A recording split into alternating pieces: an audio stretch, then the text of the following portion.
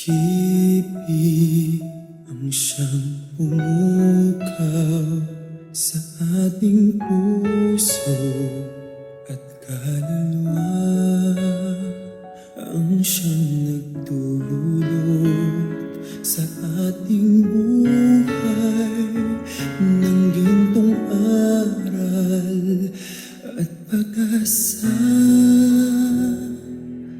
Pag-ibig ang siyang buklod natin, di mapapawi kailan pa man.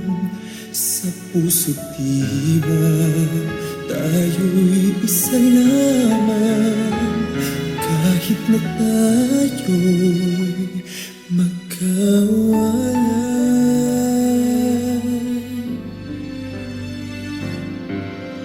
Pagkat ang Diyos natin, Diyos ng pag-ibig, magmahalan tayo't magtulungan.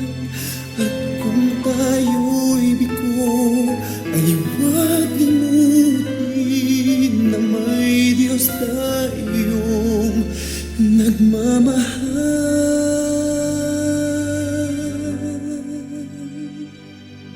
Sikapin sa ating pagsuyo, ating ikalat sa buong mundo.